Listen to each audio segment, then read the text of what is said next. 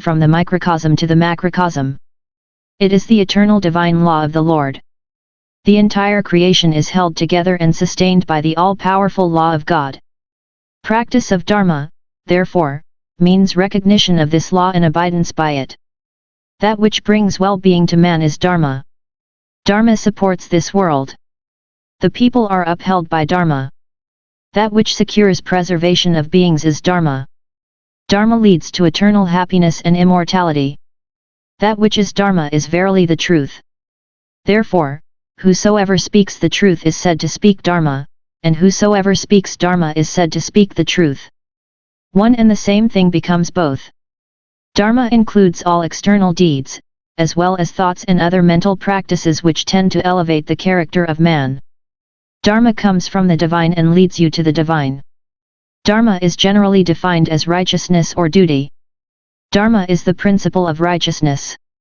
It is the principle of holiness. It is also the principle of unity. Bhishma says in his instructions to Yudhishthira that whatever creates conflict is adharma, and whatever puts an end to conflict and brings about unity and harmony is dharma. Anything that helps to unite all and develop pure divine love and universal brotherhood, is dharma. Anything that creates discord, split, and disharmony and foments hatred, is adharma. Dharma is the cementer and sustainer of social life. The rules of Dharma have been laid down for regulating the worldly affairs of men. Dharma brings as its consequence happiness, both in this world and in the next. Dharma is the means of preserving oneself. If you transgress it, it will kill you. If you protect it, it will protect you. It is your sole companion after death. It is the sole refuge of humanity. That which elevates one is Dharma. This is another definition. Dharma is that which leads you to the path of perfection and glory.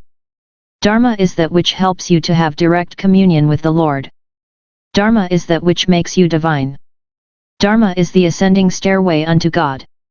Self-realization is the highest Dharma. Dharma is the heart of Hindu ethics.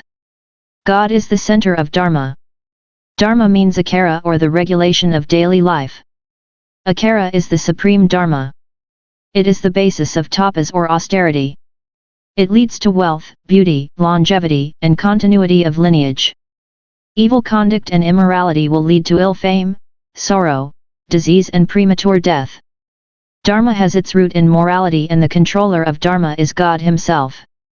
Maharshi Jaimini defines Dharma as that which is enjoined by the Vedas and is not ultimately productive of suffering. Rishi Kanada, founder of the Vaishika system of philosophy, has given the best definition of Dharma, in his Vaishika Sutras that which leads to the attainment of Abhyudaya, prosperity in this world, and Nisriyasa, total cessation of pain and attainment of eternal bliss hereafter, is Dharma. Just as a doctor prescribes different medicines for different people according to their constitution and the nature of their disease, so also Hinduism prescribes different duties for different people. Rules for women are different from the rules for men. The rules for different varnas and ashramas vary. But, non-violence, truth, non-stealing, cleanliness and control of the senses, are the duties common to all men. Dharma depends upon time, circumstances, age, degree of evolution and the community to which one belongs. The Dharma of this century is different from that of the 10th century. There are conditions under which Dharma may change its usual course. Apad Dharma is such a deviation from the usual practice. This is allowed only in times of extreme distress or calamity. What is Dharma in one set of circumstances becomes adharma in another set of circumstances. That is the reason why it is said that the secret of Dharma is extremely profound and subtle. Lord Krishna says in the Gita, "Let the scriptures be the authority in determining what ought to be done and what ought not to be done." Ch 16:24. The truth of Dharma lies hidden. Srutis and Smritis are many.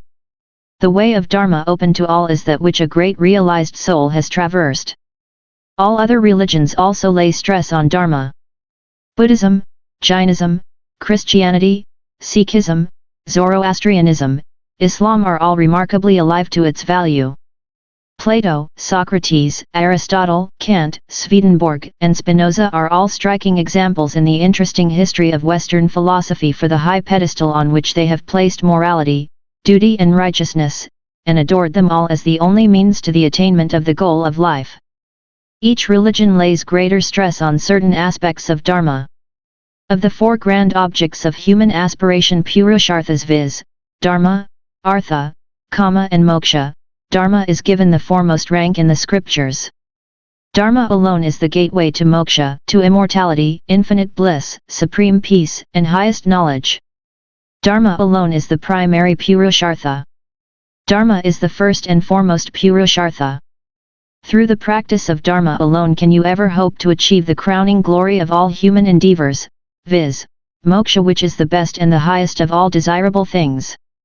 Practice of Dharma leads to the perfect realization of essential unity or the final end, the highest good, namely, moksha. The practitioner experiences peace, joy, strength, and tranquility within himself. His life becomes thoroughly disciplined. His powers and capacities are exceedingly intensified. He realizes that there is one underlying homogeneous essence, a living truth, behind these names and forms. He is transmuted into divinity. His whole nature gets transformed. He becomes one with the eternal. He beholds Brahman above, Brahman below, Brahman to the right, Brahman to the left, Brahman in front, Brahman at the back, Brahman within, Brahman without, and Brahman pervading the whole world. Dharma can be classified under two heads, Samanya or the general, universal Dharma, and Vaishya or the specific, personal Dharma. Contentment, forgiveness, self-restraint, non-stealing, purity, control of senses, discrimination between right and wrong, between the real and the unreal, spiritual knowledge, truthfulness and absence of anger come under the general or universal Dharma. The rules of the castes and orders of life are specific dharmas. These are the tenfold characteristics of Dharma according to Manu.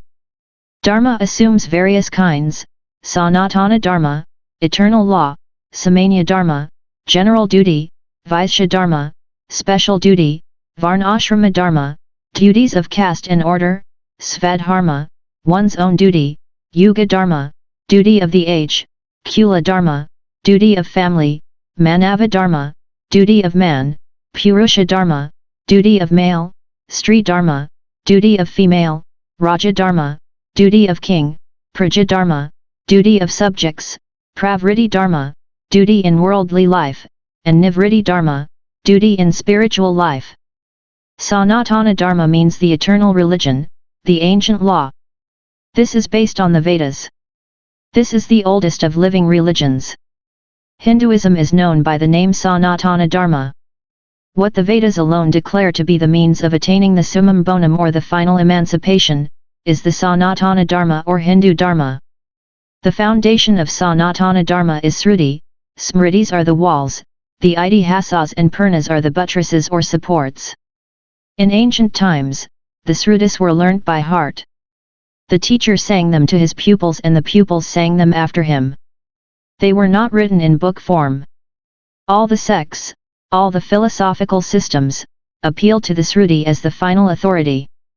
The Smriti stands next in authority to the Sruti.